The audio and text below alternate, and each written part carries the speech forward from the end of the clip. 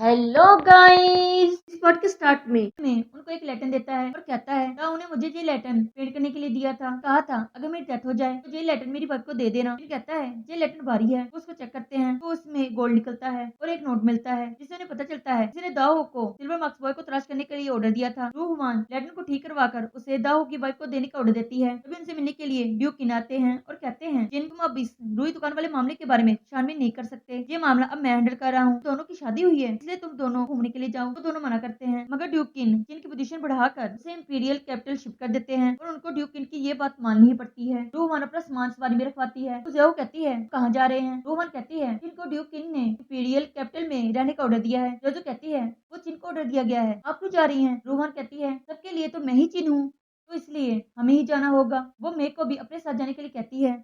वे खुश होता है। रिश्ते में जेजू कहती है आप इंपीरियल कैपिटल जाने के लिए क्यों मानी। रूहवान कहती है अगर हम ड्यूक इनको मना करते तो उनको यकीन हो जाना था कि हमको उन पर शक है। जेजू कहती है क्या हम अपने विलेज नहीं जा सकते। मैंने कल ड्रीम में देखा था कि हम अपने विलेज जा रहे हैं। रूहवान कहती है हम अभी अपने विलेज जाएंगे। तभी एक शख्स वहाँ आकर उन पर अटैक करता है। कोई और नहीं बल्कि वो होता है। रूहवान के कहने पर उन्होंने प्लान बनाया होता है। रूहवान चोट लगने की एक्टिंग करती है। ये देखकर ड्यूक का आदमी वहाँ चला जाता है। उसके जाने के बाद रूहवान कहती है हमारा प्लान पूरा हो गया लेकिन एक बात तो है मुझे चोट लगी। वो चिन तुम रोई भी नहीं, कितने बुरे हो। रूहवान कहती है कोई हमें शामिल करने से रोक रहा है। तभी वहाँ ड्यूक के आदमी आ जाते हैं और वो उनसे फाइट करते हैं। रूहवान जियाजू को वो वहाँ से लेकर जाने का ऑर्डर देती है। जियाजू वो वहाँ से ले जाती है। वो कहता है तुम उसकी बात क्यों मान रही हो। जियाजू कहती है असल में चिन ही हमारी लीडर रूहवान है। वो कहता है क्या कह रही हो। जियाजू कहती है मैं बाद में समझाऊंगी, अभी यहाँ से चलो। ड्यूक के आदमी चिन और रूहवान को पकड़ने लगते हैं मगर वो सिर्फ रिवर के रास्ते ही बच सकते हैं। तो रूहवान कहती है मैं चाहती हूँ हमारी सोल्स वापस से चेंज हो जाए। किस करता है और वो खुद को बचाने के लिए रिवर में जंप करते हैं। अंकल यू रूहवान के विलेज वापस आने पर उसके लिए खाना तैयार करते हैं। वो बहुत खुश होते हैं। कैन भी बहुत खुश होती है। उनको नोट मिलता है कि रूहवान मुश्किल में है। वो रूहवान को तलाश करने के लिए जाते हैं। रूहवान और चिन उनको बेहोशी की हालत में मिलते हैं।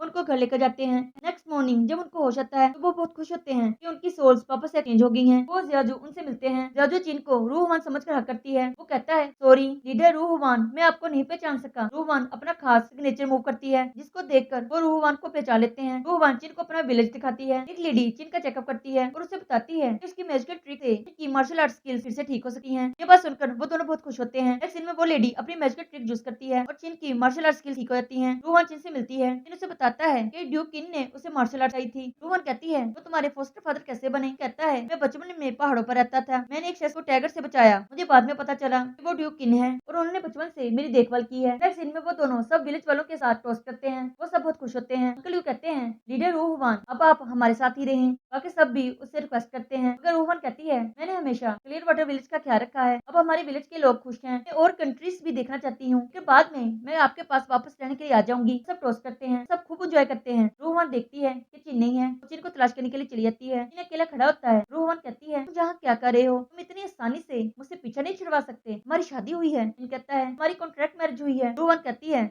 तो क्या हुआ, वो मुझे डिवोर्स पेपर देने ही होंगे। जिन कहता है ठीक है मैं तुमको डिवोर्स पेपर भिजवा दूंगा। ये बात सुनकर रूहवान उदास हो जाती है और कहती है डिवोर्स पेपर की कोई जरूरत नहीं है, तुम अभी कह दो कि मैं तुम्हारी वाइफ नहीं हूँ तो हमारा रिश्ता खत्म हो जाएगा। जिन कहता है आज से तुम मेरी वाइफ नहीं हो। रूहवान कहती है जिन आज से तुम भी मेरे हस्बैंड नहीं हो। वो बहुत हर्ट होती है और वहाँ से जाने लगती है मगर जिन भाग कर उसे हक कर लेता है और कहता है हम शादी करते हैं। नेक्स्ट मॉर्निंग उनकी शादी होती है। वो दोनों बहुत खुश होते हैं। वो अपनी शादी की सारी रस्में करते हैं और सब उनके लिए क्लैपिंग करते हैं। फिर वो दोनों अपने रूम में होते हैं। दोनों बहुत शर्मा रहे होते हैं। तभी ड्यूक के आदमी उनके विलेज को घेरे में ले लेते हैं। वो सब परेशान होते हैं। कहता है रूहवान मेरी वाइफ है और इसलिए मैं आप सबका भी ख्याल रखूंगा, ये मेरी जिम्मेदारी है। वो सब मिलकर प्लान बनाते हैं। नेक्स्ट सीन में वो विलेज के लोगों को लेकर कहीं जा रहे होते हैं मगर जियाजू बताती है कि हमारे विलेज में ड्यूक किन अपने साथियों के साथ आ चुके हैं। ड्यूक किन विलेज पहुंच जाते हैं मगर वहाँ कोई भी नहीं होता। ड्यूक किन गुस्सा करते हैं। अंकल यू बताते हैं हमारे सामने से भी ड्यूक किन के लोग आ रहे हैं। रूहवान कहती है तो हम क्या करें, हम ना वापस जा सकते हैं और ना ही हम आगे बढ़ सकते हैं। सिल्वर मार्क्स बॉय चिन से मिलने के लिए आता है और कहता है तुम लोगों की मदद करूंगा क्योंकि मुझे तुम्हारी मदद की जरूरत है। मेरी रुई दुकान वाले मामले में शामिल करने में मदद करना। जिन कहता है तुमने भी कई लोगों को नुकसान पहुंचाया है, तुम भी गलत हो, मुझे तुमको भी पकड़ना होगा। मार्क्स बॉय कहता है तुम मुझे बाद में पकड़ लेना, अभी खुद की मुश्किल को हल करो, हमारे दरमियान जो डील हुई है तो याद रखना। ये कहकर वो बात चला जाता है। रूहवान चिन से मिलती है। चिन कहता है तुम फिक्र न करो,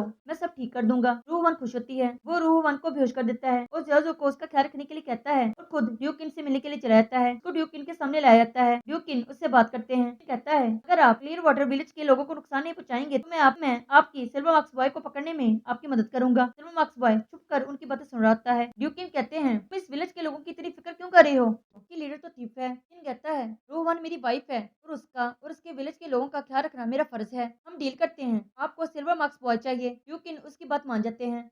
रूहान को होश आने के बाद वो चिन के लिए बहुत परेशान होती है और कहती है पता नहीं चिन कैसा होगा। तभी वो आकर बताता है मिस्टर चिन वापस आ गए हैं। रूहान चिन से मिलती है। चिन के चोट लगी होती है। लेडी कहती है लीडर रूहान परेशान होने की बात नहीं है। रूहान चिन से कहती है मुझे अब बताओ क्या हुआ। अगर तुमने मुझसे कुछ भी छुपाया मैं तुमसे नाराज हो जाऊंगी और तुमसे कभी बात नहीं करूंगी। चिन उसे ड्यूकिन और सिल्वर मार्क्स बॉय के साथ जो डील हुई है उसके बारे में बताता है। फिर वो रूहान को हक करता है और वो किस करते हैं। रूहान वहां से जाने लगती है तो चिन कहता है मत जाओ हम बातें करते हैं। तभी महाराज किन के आदमी वहां आते हैं। वो कहता है ये रूहान को परेशान करने की जरूरत नहीं है। हम इनको हैंडल कर लेंगे। जजू कहती है हमें क्या करना चाहिए। अगर रूहान और चिन को भी उनके बारे में पता चल जाता है और वो कमरे से बाहर आ जाते हैं। चिन उनसे मिलता है। ड्यूकिन का आदमी बताता है ड्यूकिन ने उसे मिलने के लिए बुलाया है। चिन उनके साथ चला जाता है। इनको ड्यूकिन के सामने लाया जाता है। ड्यूकिन कहते हैं तुमने सिल्वर मार्क्स बॉय को पकड़ने के लिए डील की थी। चिन कहता है मैं आपका ही काम कर रहा हूँ। अगर आपको जल्दी है तो आप खुद उसे तलाश कर लें। एक आदमी आकर बताता है ड्यूकिन हमारे आदमी को नुकसान पहुंचाया गया है। ये बात सुनकर ड्यूकिन गुस्सा करते हैं। ड्यूकिन कहता है आप कुछ नहीं कर सकते। अभी भी अपने सब प्लान्स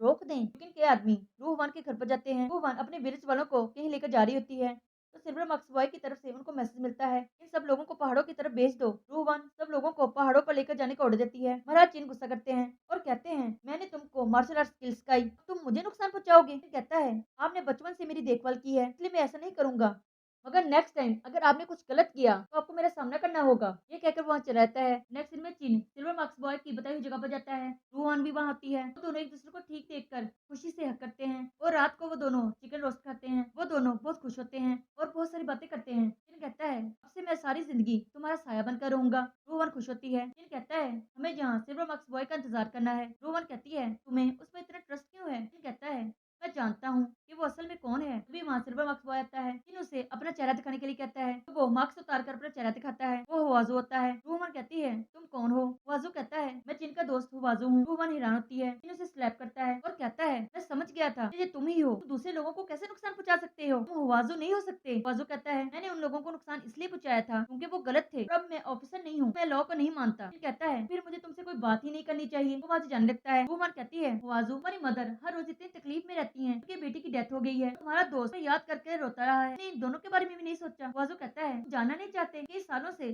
सच का पता लगाने के लिए सबूत तलाश कर रहा हूँ। यूजी को ड्यूकिन ने ही ट्रेन किया था। तब ड्यूकिन का प्लान था हमें सबके सामने सच लाना होगा। हम सबको तुम ही इंसाफ दिला सकते हो। नेक्स्ट मॉर्निंग वाजू बताता है एक अकाउंट बुक है और उस अकाउंट बुक में ड्यूकिन के सारे गलत कामों के बारे में रिकॉर्ड है। हमें उस अकाउंट बुक को तलाश करना होगा लेकिन वो अकाउंट बुक पहले मुझे दोगे। ड्यूकिन तुम्हारे फोस्टर फादर है उनके लिए सॉफ्ट हार्टेड हो सकते हो। कहता है मुझे उनके खिलाफ इस्तेमाल करना चाहते हो तो उनका सच सबके सामने आ जाएगा।